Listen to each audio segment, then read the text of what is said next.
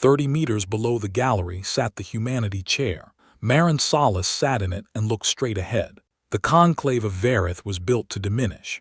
Its ceiling arced 40 meters above, all sharp angles and shadow. The floor where Marin sat was recessed into the stone like a well, so that every species addressing the full assembly had to look upward at their audience.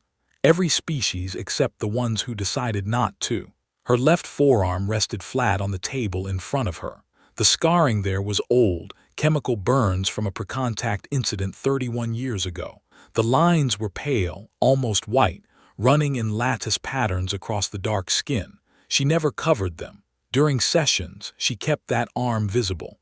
It was an inventory of everything humanity had already survived. The plurality's representative rose from its chamber frame. The frame itself was translucent amber, roughly 2 meters tall, constructed from bioluminescent filaments that shifted and reorganized as different nodes of the distributed consciousness surfaced to think. 22 apertures functioned as eyes. All of them turned toward Marin at once. When the plurality spoke, 14 voices emerged from the frame in perfect synchronization. Not 14 separate beings, one consciousness divided, one thought speaking from 14 mouths. The Kepler 442b colony is destroyed. 12,000 human civilians are dead. The S-Sarin collective, acting on threshold directive and in full compliance with conclave defense protocols, struck the colony in self-defense against perceived hostile action. We see no violation of the established treaty. The treaty permits defensive measures against confirmed or reasonably inferred threat. The 14 voices stopped. The frame dimmed slightly, a brief ripple of bioluminescence cycling through its lattice. Then it settled, waiting. The council president, a variant with ritual scars mapping his 1,000-year lineage, leaned forward in his gallery seat. His voice was formal, procedural, already certain of its own authority. The motion stands as presented. All delegations in favor of ratification signal consensus. Marin did not move. She did not raise her hand. She did not stand. She sat in the floor-level seat with her scarred forearm flat on the table, and she waited. The president's eyes moved down to her. The silence stretched. In that silence, every delegate in the 17 tiers above understood what was about to happen. A human delegation was about to watch the vote that destroyed one of its own colonies pass, without a single voice raised in challenge. It had happened before. 41 years of first contact history had produced 2 documented cases of a species destroying a council member's colony and surviving the diplomatic aftermath. Marin Salas was about to make it 3. The human delegate may speak, the president said, if she wishes to challenge the ruling. Marin's voice when she spoke was quiet, not defeated. Quiet the way old things are quiet, a sword at rest, a forest at dusk. I don't wish to challenge the ruling, she said. I wish to ask the plurality a question before the vote is called. One question. The variant president stiffened slightly. There was no precedent for this. Challenge rulings, yes. Request procedural delays, yes. But a question asked calmly that deferred to the council's authority, that was something else. The plurality may choose to respond, the president said carefully. Marin leaned forward slightly. Her scarred forearm never left the table. Do you want to know why you were really afraid of us? The chamber stopped breathing. The plurality's bioluminescence began to cycle. Not the normal rhythm of distributed thought, something else. Something like distress. All 22 apertures narrowed simultaneously. Marin did not wait for an answer. She reached into the small case at her feet and removed an object the size of a closed fist. Dark wood sealed with an iron clasp. Old. The grain ran in tight, nearly black lines. She set it on the table without explanation. No one asked what it contained. That was the first thing Marin had won. The president moved his hand toward the voting mechanism, then stopped. The plurality will clarify, the president said, his voice less certain now. Or the vote proceeds. The plurality's frame dimmed further. Its voices, when they came, were slower than before, not all 14 in synchronization. 6 spoke first, then 4 more, delayed by perceptible seconds.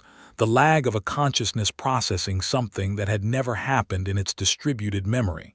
Explain, it said finally, one voice, one word. Marin understood that word the way a sailor understands a shift in the wind before the storm arrives. She had been waiting 31 years for the plurality to ask her to explain. She had been preparing the answer since before this species had ever detected human transmissions at the edge of its own space. The plurality had no idea what was coming, but Marin Solace had known for 31 years. And she was about to tell them why they should have been more afraid, not of humanity, but of what it meant to choose mercy instead. The Deep Survey Lab on Station Kepler 7 hummed at the frequency of old machinery and older certainties. The station orbited a dead star in the Epsilon sector, far from any major trade route. It was the kind of place where humanity sent people to do work that no one cared about until suddenly, without warning, everyone cared about everything. Marin Solace was 30 years old. Her hair was black then, long enough to tie back, and her forearm was not yet scarred. She sat in front of a data display that had been scrolling the same ambient radiation readings for 7 hours, and she was drinking coffee that had gone cold 6 hours ago. The work was called routine. Routine meant checking the background noise of human space, the accumulated electromagnetic chatter of radio signals, solar fluctuations, the quantum static of distant stars collapsing into themselves.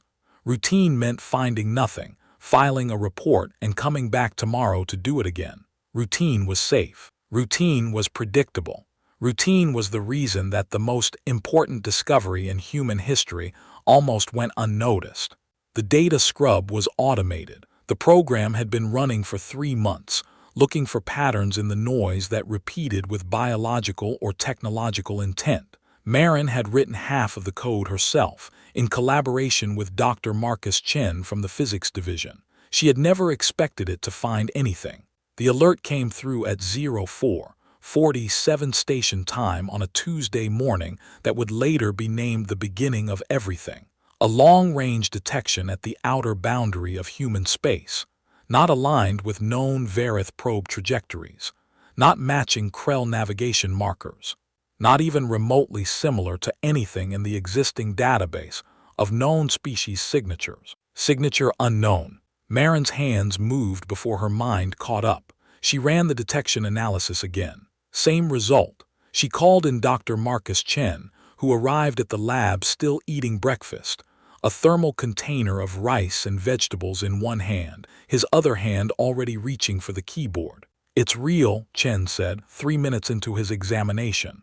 "It's not noise, it's not a ghost signal, it's something." 7 months of analysis followed. Other scientists joined the effort. Dr. Keisha Akafer, the quantum specialist, came from Station Altair with equipment that had never been used before because no one had ever needed to detect a consciousness that thought in quantum states.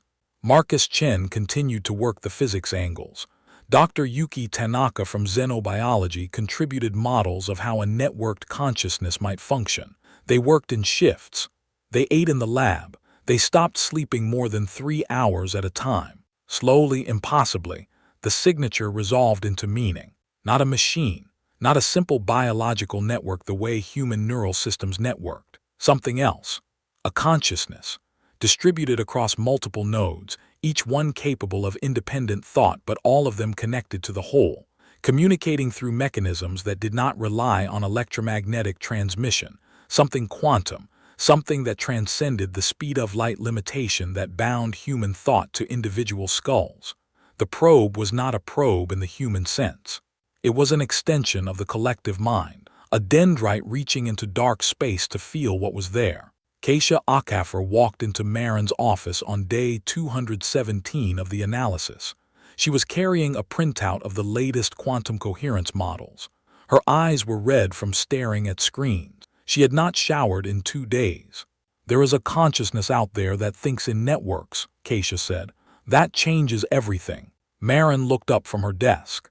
She understood immediately what Keisha was saying. Not just that a networked consciousness existed, but that it existed in a way that violated every strategic assumption humanity had built its defensive posture around. The strategic implications cascaded forward like dominoes. Humanity had built its entire defensive framework around the assumption that distant species were bounded by time and distance the way humans were. Communication took time. Commands took time to propagate. A species had to travel between systems physically, or send transmissions that took years or decades to arrive. A consciousness that could think in parallel across light years. A mind that lost individual components and remained itself. A being that could experience coherent thought across 12 star systems simultaneously. That was not a threat in the traditional sense. That was something the old models had no category for. The decision came from the Council of Earth, in a session that was never recorded in any public archive, by officials whose names were scrubbed from every accessible document. The meeting took place in a secure chamber in Geneva, 200 meters beneath the surface, where the walls were thick enough to prevent any signal from escaping. Marin was not present at the meeting. She learned of the decision 6 weeks later, when she was summoned to a facility in the Australian outback and shown a single piece of paper. The paper read, "By order of the Council of Earth, the following defensive countermeasure is hereby authorized, constructed, and maintained in absolute secrecy. The threshold plurality represents an existential strategic concern. The capacity to disrupt its quantum-coherent consciousness is essential to human survival.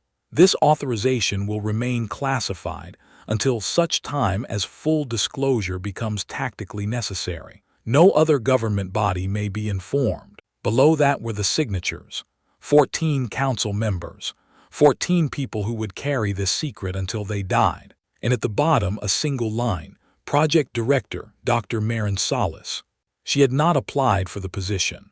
She had not asked for it, but she was the only human on the planet who understood the plurality's consciousness at a technical level deep enough to weaponize it. And she understood, reading that paper in the secure chamber, that her entire life had just been divided into 2 parts, before this knowledge and after. "What they're asking," the facility director said, "is whether you can build something that will work." "Yes," Marin said, "I can build something. The question is whether I should." "That question," the director said, "is above your pay grade." "Then whose pay grade is it?" Marin asked. The director did not answer. Building Stillwater took longer than anyone expected. The calculations alone took 3 years. The materials had to be sourced from 100 different vendors, each unaware of what their component would eventually become. The facilities had to be constructed in locations that would not raise suspicion: mining operations, research stations, communication relays, power plants. 74 installations across 12 star systems, each one tuned to disrupt a specific frequency of the plurality's quantum consciousness. Marin led the project, but she was never visible as the project leader.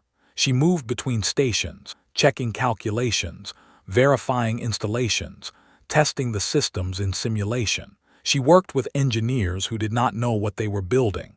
She reviewed specifications with physicists who had no idea of the ultimate purpose. She was the only person alive who saw the complete architecture. By year 7 of the project, the first array came online. Sector 7 Keth, hidden in the acoustic shadow of a dead star. The quantum generators took up an entire floor of the station. Massive machines that hummed at frequencies that made human teeth ache if you stood too close. The array itself was invisible from a distance. It looked like a communications relay. It functioned like a whispered threat aimed at a species that had never been threatened before. Marin stood in front of the primary generator on the day of the first test activation. The hum was visible if you knew how to look, a distortion in the air, like heat shimmer, but colder. She placed her hand on the metal casing of the generator. The metal burned. The chemical reaction was instantaneous and vicious. The protective coating on the generator was designed to repel moisture, not hands. Marin pulled her hand back, and the casing bonded with her skin, pulling away layers of tissue and leaving the pale, latticed scarring that would mark her for the rest of her life. Dr. Marcus Chen ran toward her with medical supplies. The scarring was not deep enough to be life-threatening, but it was deep enough to be permanent, deep enough to mark her as someone who had touched the machinery of extinction and survived. You should have been wearing gloves, Chen said, his voice shaking. I needed to know what it felt like, Marin replied, to know what we were building. She looked down at the scarred forearm. The pale lines formed a pattern that looked almost like a network, like a consciousness, distributed across her skin, reaching towards something it could not quite grasp. This, she said, is the price of restraint, knowing what you could do and choosing not to do it anyway. By the time the plurality made first contact with humanity, all 74 arrays were online, humming, listening, aimed at the collective consciousness that had sent the probe into the dark so long ago.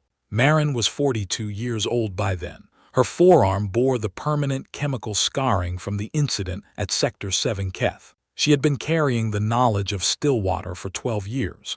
12 years of council meetings. 12 years of diplomatic functions. 12 years of knowing that every other human delegate at the conclave had no idea that their species held the plurality's extinction in its hands. First contact was scheduled for 6 months after the plurality responded to the initial human greeting transmission. 6 months of preparation. 6 months of building cover stories, creating false diplomatic records, hiding the true scale of human military capability. 6 months of Marin reviewing Stillwater's status while pretending that the project did not exist. On the day of first contact, Marin stood in the observation chamber at Station Altair and watched as the plurality's vessel approached human space. It was not a ship in the traditional sense. It was a mobile extension of the collective consciousness, a biological framework that housed a node of the plurality's mind, capable of independent thought, but still connected to the whole through quantum-entangled particles that could transmit information across light years in real time. The ambassador emerged from the vessel wearing a form-fitted biological suit designed to interface with human atmosphere. It had a roughly humanoid shape, but the internal structure was wrong. The bones were flexible. The organs were distributed differently. This was not a being that had evolved under Earth gravity. This was not a mind that thought the way humans thought. I am Threshold 7 ascending, the ambassador said, its voice coming through a translator that converted quantum pulses into human speech. I represent the threshold plurality. We come in peace to understand the species that speaks from the dark. Marin, watching from the observation chamber, felt something shift inside her. A species that speaks from the dark. The plurality had sensed Stillwater, not understood it, not identified it as a weapon, but felt it as a presence, a consciousness in the void, something that was aware of them. They were afraid. They just did not have words for the fear. Year 29 of Stillwater's operational status. Marin was 59 years old. She had spent 17 years as Earth's delegate to the Galactic Council. 17 years of watching the plurality grow more anxious with each passing cycle, filing reports of electromagnetic disturbances they could not identify, developing new quantum communication protocols to shield themselves from the background dread that Stillwater emanated. The decision came from the Council of Earth again, another secure chamber, another piece of paper that was never recorded officially. But this time, Marin was in the room when the vote was taken. We maintain Stillwater, the proposal began, as an essential strategic asset. No other species has demonstrated capacity to challenge human sovereignty. The arrays remain dormant. No activation is planned or anticipated. We can live with this weapon indefinitely. The council members voted, 12 in favor of maintenance, 2 abstaining, 1 against. The one vote against was cast by Marin Salas. You have another option, she said. You can dismantle it. The council president looked at her. Explain. The plurality, Marin said, has done nothing to warrant the threat. They came in peace. They signed the treaty. They have honored every commitment. They are only afraid because we aimed a weapon at them and then refused to explain why. They are a threat by their nature, another council member said. A distributed consciousness that can coordinate across light years. If they ever decide to expand, then we will deal with it, Marin interrupted. But not by holding a secret weapon over their heads and calling it diplomacy. We can dismantle Stillwater. We can tell them we did it. We can prove we trust them. That would show weakness, the president said. No, Marin replied. It would show something worse. It would show that we are strong enough to hold absolute power and choose not to use it. That would terrify them more than any weapon. The vote was called. 9 in favor of maintenance, 3 in favor of dismantling, 1 abstention. The motion to maintain Stillwater passed. Marin walked out of the chamber and did not attend another Council of Earth session for 3 years. The decision came again in year 31. This time, there was no vote. The new council president, a woman named Dr. Yuki Tanaka, the same xenobiologist who had helped analyze the plurality's consciousness signature all those years ago, simply announced it. "We are dismantling Stillwater," she said in a secure communication to the project director. "All 74 installations, all data erased, all hardware destroyed. You have 4 months. "Why?" the director asked.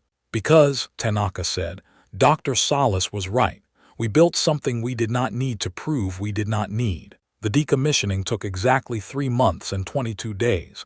Each array powered down in sequence. Each installation disassembled. Each piece of equipment that had been designed to disrupt a distributed consciousness was destroyed in a way that left no trace, no record, no evidence that it had ever existed. Except for one thing. Marin preserved a small amount of the quantum signature data. Not enough to rebuild the arrays. Just enough to prove someday that they had existed. She stored it on old-fashioned media, plastic drives, sealed in containers, physically separated from any digital network. And she obtained permission from the cremation facility at Kepler 442b to collect ash from the first human body that came through their processing unit after the last array was powered down. The ash was placed in a wooden box made from walnut trees that had grown in a forest on Earth before the climate change had burned it away. The box was sealed with an iron clasp, and it was placed in Marin's personal custody. She did not know yet why she was preserving these things. She only knew that someday they would matter. 4 months after the last array was powered down, intelligence reports began coming in from the fringe stations. There was increased plurality activity at the edge of human space, long-range probes being deployed, quantum signatures indicating heightened distributed thought activity. The plurality was nervous. They were moving ships. They were preparing for something. Marin reviewed the reports in the secure facility in Geneva, sitting in front of the same table where she had received her original authorization to build Stillwater. "They feel the absence," she said to the facility director.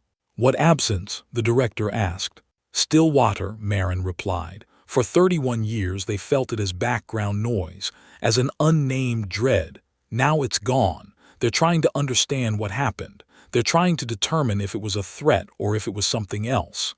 "Does it matter?" the director asked. "Yes," Marin said. "It matters absolutely. Because if they decide it was a threat, they'll prepare for war. And if they decide it was something else, if they decide it was mercy, demonstrated through power held and not used, then they'll understand something that no species in this galaxy has ever learned." The director did not respond. 3 months later, the attack came. Kepler 442b colony destroyed. 9,000 human civilians dead. The plurality's justification: self-defense against a perceived hostile installation. Marin was sitting in her chambers at the conclave of Verith when the news arrived. She was 61 years old. She had spent the morning reading the names of the dead. She had commissioned the memorial stone 3 months earlier, before the attack came, as if she had known all along that the cost of restraint would be exactly this. Choosing mercy 4 months before that mercy would be answered with an attack that destroyed everything she had protected. She placed her hand on the wooden box that sat on her desk, and she began to prepare for the council session that would change everything. The corridor of inscribed names was the only honest room in the conclave of Verith. It existed beneath the gallery tiers, carved into the bedrock that the architects had used to anchor their geometry of hierarchy. The walls were stone, not the polished marble of the deliberation chamber above, but rough cut, as if the builders had simply stopped dressing it and left the labor visible. Every name carved into those walls was a record of a being that had died in the aftermath of first contact diplomacy. 400 years of them, thousands upon thousands. Marin descended the stone stairs alone 3 days before the council session. Her footsteps echoed. Each sound bounced off the walls and came back changed, a small version of itself. The corridor did that. It made everything smaller and larger at the same time. The Kepler 442b names were not yet carved. They waited in a queue of pending memorials. But the stone had been selected, the area marked, the space held. Marin knew the exact location of each of the 9,000. She had read the casualty manifests twice. She had read them again just that morning, standing in her chambers with coffee that had gone cold, letting each name settle into her mind before moving to the next. She found the section marked for Hallen 9, the primary settlement, the agricultural stations, the deep mining installations where 2,000 workers had been on shift when the bombardment began. A young mason was still working, chiseling the final names into place. His hands moved with precision. Each letter was carved deep enough to last centuries. The man was human, one of the memorial artisans Earth had sent to the conclave 10 years ago. He did not acknowledge Marin. He simply worked, his concentration absolute, his jaw set against the weight of the task. Marin placed her hand on the cool stone, where the first name had been carved. Dr. Sarah Chen, age 47, botanist. Marin had never met her, but she had read Chen's file. She knew that Chen had been growing food in the underground hydroponic gardens beneath the colony. She knew that when the bombardment began, the emergency protocols had ordered all non-essential personnel to the shelters. Chen had remained at her post instead. She had stayed in the gardens, trying to preserve the seed stock that was keeping 8,000 people fed. Chen had died choosing which life to save. The answer had been the seeds, always the seeds. A voice came from behind her. "You're carrying something." Marin turned. The aide was young, maybe 25 human, assigned to shadow Marin's preparations for the council session. Her name was Petra. She was competent and careful, and she had asked very few questions in the 3 months she had been Marin's assistant. "Yes," Marin said. "Will you tell me what it is?" Marin was quiet for a moment. Around them, the memorial stone echoed with the silence of 9,000 dead. "No," Marin said finally. "I'm not going to tell you, not because I don't trust you, but because you're not supposed to know. There are some things that carry more weight if they're carried alone." Petra nodded. She had learned not to push. There were protocols in the conclave, unwritten rules about what could be asked and what had to be left alone. Questions about objects that a delegate carried without explanation fell into that second category. "The council session is in 72 hours, Petra said. She pulled up a data tablet and the light from the screen made her face look younger. "The plurality's legal team has filed 3 additional briefs supporting the self-defense classification. The Verith are neutral, which means they're sided with whoever seems strongest, which is currently the plurality. The Krell are abstaining from any comment, which is their way of voting yes without voting yes. The founding members are split, 2 in favor of the plurality's motion, 2 against, 1 waiting to see what you do." "And Earth?" Marin asked. "Earth is waiting to see what you do," Petra repeated. Marin removed a folded piece of paper from her pocket. It was old, printed 3 decades ago on physical media, the kind that could not be hacked or erased digitally. The edges were worn from being carried in the same pocket for decades. The header read, "Operation Stillwater, Authorization Code Alpha 7. Below that in plain language, "By order of the Council of Earth, the following defensive countermeasure is hereby authorized, built, and maintained in absolute secrecy. The threshold plurality represents an existential strategic concern. The capacity to disrupt its quantum coherent consciousness is essential to human survival. This authorization will remain classified until such time as full disclosure becomes tactically necessary. No other government body may be informed." And then the signatures. 14 people, names that Marin had not spoken aloud in 3 decades. She folded the paper again and placed it back in her pocket. "The council will vote tomorrow," Marin said. "Before the vote, I'm going to tell them something they don't know. After I tell them, the vote will not happen." "How can you be sure?" Petra asked.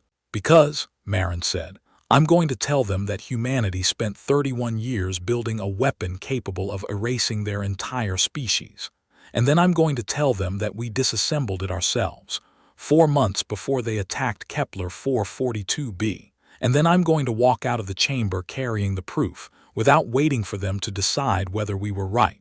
Petra's face went pale, not from fear, from understanding. You knew, Petra said, not a question. No, Marin said. I knew we had aimed at them. I did not know they would run out of patience first. But I knew that eventually someone would have to choose. Keep the weapon or trust that the species you're aiming at deserves to live. I chose to trust. 4 months before they chose to attack. She placed her hand on the stone again, on the name of Dr. Sarah Chen, and all the names that came after. That's the cost of restraint, Marin said. It doesn't protect you. It just means that when you choose mercy, you have to be willing to pay the price of that choice. Petra said nothing.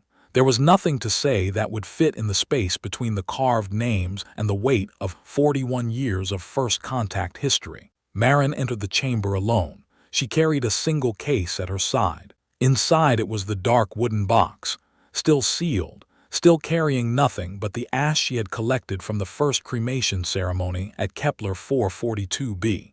The chamber was full, every delegation present. The news had leaked, not officially, but the way news leaks in an assembly of 10,000 diplomats spread across 17 gallery tiers, that something unprecedented was about to happen.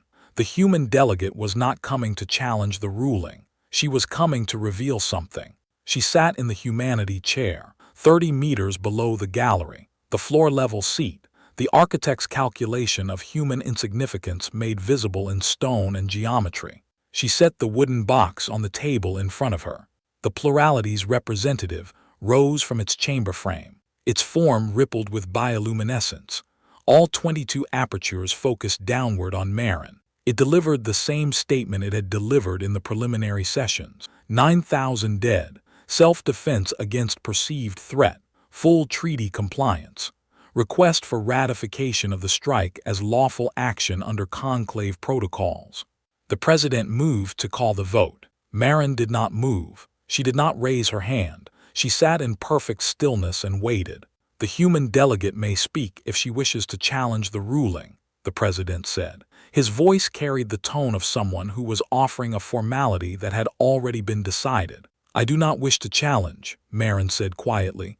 Her voice did not carry far, but the chamber had learned over the past decades to listen carefully when humans spoke quietly. But the plurality should hear a question they have been waiting 31 years to have answered. The plurality went very still. Its bioluminescence cycled faster.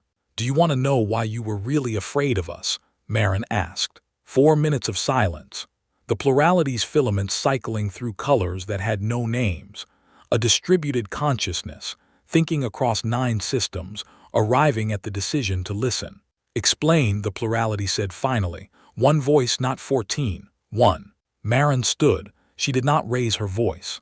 She spoke the way a person speaks when they are telling you something you already know, and have always known, and have simply been waiting for someone to say aloud. 17 years before first contact, we detected your probes at the outer boundary of human space. We understood what you were immediately. A consciousness networked across light years. A mind that thought in parallel. A species that could lose individual components and remain itself. We understood the threat. She placed her scarred forearm flat on the table.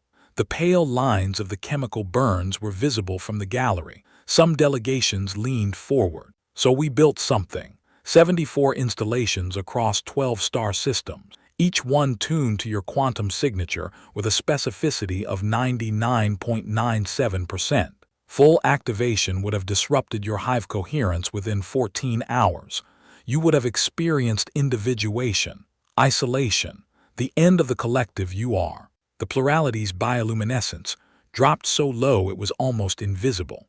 We called the project Stillwater, Marin continued. For 31 years it was operational. We aimed it at you and we told no one. Not our allies, not our own council, not you. We simply maintained it, waiting. She paused, let that land. But then we made a choice, she said. 4 months before you bombed Kepler 442b, we disassembled every array. We destroyed every installation. We removed the threat we had aimed at you. We did not wait for permission. We did not wait for you to give us a reason to keep them. We decided your species deserved to exist more than we needed to feel defended. The plurality's frame was almost completely dark now. Its voice came slower than before. You felt us, Marin said. Not visually, not through any sensor you could name. You felt Stillwater the way you feel each other, as background noise, as something in the dark that was watching, as an unnamed dread you could never quite identify. She picked up the wooden box and held it against her chest. We built the weapon. We aimed it. We maintained it for 31 years. And then we took it apart with our own hands. That is not weakness. That is the only language in this galaxy that cannot be jammed. She did not sit. She turned toward the exit. She did not look at the president. She did not look at the voting mechanism. She held the wooden box against her chest and began to walk, 140 meters from the floor-level seat to the corridor exit. Marin counted each step, the way she had counted each day of the past 31 years. The chamber did not speak. The president's hand remained suspended above the voting mechanism, as if he had forgotten what it was for. The plurality's frame was so dim now it was barely visible, a constellation of dying stars, burning low with the knowledge of its own survivable extinction. Marin walked all 140 meters without looking back. By the time she reached the corridor, the president had simply stopped the session, not through procedure, not through motion. He simply did not call the vote.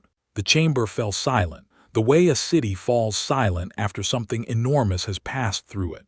The plurality requested closed session negotiations before the hour was finished, not through official channels, through a personal message to Marin's quarters, delivered by a courier who would not explain who had sent it. 3 founding delegations withdrew their support for the motion within the next 2 hours. Their statements were brief. They offered no explanation. They simply filed the paperwork and removed themselves from the vote. By evening, the council's administrative body had begun the process of formally elevating humanity's seat above revocation vote status. The motion was tabled for ratification in closed session. 4 days later, it passed without debate. No one explained why. They did not have to. They had watched a woman walk across a marble floor carrying proof that her species had already won and had chosen not to use it. There was no argument against that. There was no vote that could survive it. Marin did not attend the ratification session. She was already gone. The corridor of inscribed names extended deeper than most delegations realized. Beneath the main chamber, beneath the administrative levels, there was a garden. It was called the Quiet Place. No delegations came here. No votes were called. The only sound was the sound of water, a small fountain, recycled, the kind of water that had run through the conclave systems for 300 years, touching stone and rock and the names carved into both. Marin stood at the section marked for Kepler 442b. 3 weeks had passed since the session. The stone had been finished. All 9,000 names were carved now, each letter precise, each life recorded. She held the wooden box in both hands. It was old walnut, from a tree that had grown on Earth in a forest that burned in a climate event 22 years before Marin was born. The wood had been treated and sealed and carried across the dark, waiting for a moment that no one could predict and everyone could sense was coming. She opened the clasp. The ash was pale, fine, the kind of fine that meant something was loved before it was lost. It was the first from the cremation ceremony. 9,000 bodies had been processed, but this small handful came from the first one, from Dr. Sarah Chen, the botanist who had died choosing which life to save. Marin did not hurry. The corridor of inscribed names did not judge speed. She poured the ash slowly into the earth where the names began. It settled into the carved letters, filling the spaces between the stone. It became part of the memorial, part of the record, part of the evidence that humanity had carried its grief not as fuel for rage, but as the substance of its argument. When the box was empty, she stood very still. The fountain ran on. Water touched the stone. The names remained carved. Above in the chamber, the vote was being called for humanity's formal elevation. The motion passed. The recording was being filed. The Council's 400-year history was being rewritten, by a delegation that had simply chosen to walk away from absolute power. But none of that mattered now. What mattered was the ash, settling into the stone. What mattered was the 9,000 names, holding the weight of everything that had been lost. What mattered was the woman standing alone in the garden, scarred hands empty, understanding that the true cost of restraint was carrying the knowledge forever of what you had chosen not to do. The plurality would carry the knowledge of its own survivable extinction for the rest of its existence. That would be punishment enough. That was the only victory that mattered. 11 days later, a message came. It was transmitted through official diplomatic channels but addressed only to Marin. No ceremony, no formal greeting. It contained a single line. We understand now what the silence was.